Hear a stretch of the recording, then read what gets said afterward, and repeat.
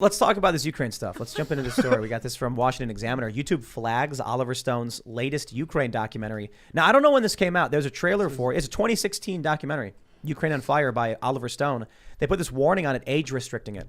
Now, there's a lot of tweets here. We got this one from Rumble. They say YouTube removed the documentary Ukraine on Fire. We believe the public should decide what it sees, not Google execs. We're proud to announce the producers uploaded the film to Rumble, enabling anyone who wishes to view it. Well, I don't think it's taken down. But they've also flagged like trailers, and people have started uploading this in mass to YouTube. So if you search for it now, you can see like a bunch of new uploads of this documentary.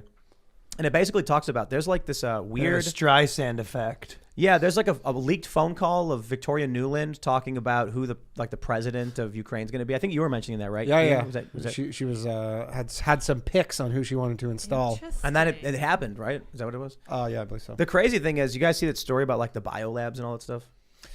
Yeah, we were talking about it earlier, but yeah, like Rubio was like grilling her, and then she's like, she kind of was sheepishly like, yeah, we're worried about the biolabs might fall in the hands of the Russians. And they're like, what was that? If you go to the U.S. Embassy of like the U.S. Embassy in Ukraine's their actual .gov website, it says the U.S. built 2 biolabs level 2 specifically for food safety and consumer protection. But then it talks about how they're like researching pathogens and stuff.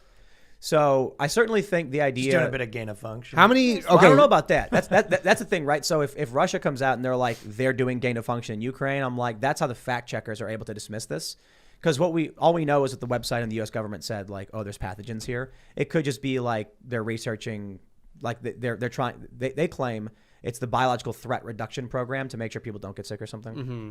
Reducing botulism. Well, that's a toxin, I mean, right? Or is it's a fungus or something? How many biolabs does Ukraine have in America? 420 and 60.6. Yeah.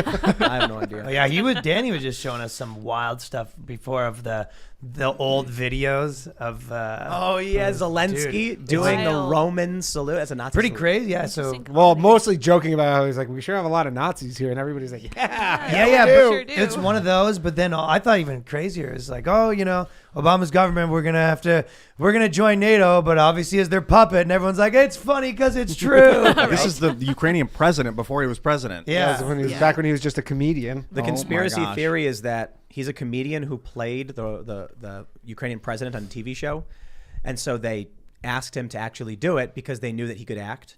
Right.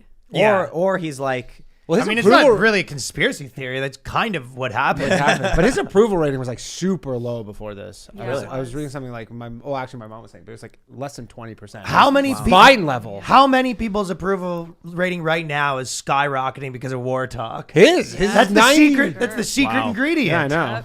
Get Joe Biden. invaded. Dude, it's legitimately, imagine you have a girlfriend and you guys hate each other and she's like, you're the worst, I'm going to break up. And then someone comes into the house and you have to fight them off. Yes. And then, exactly.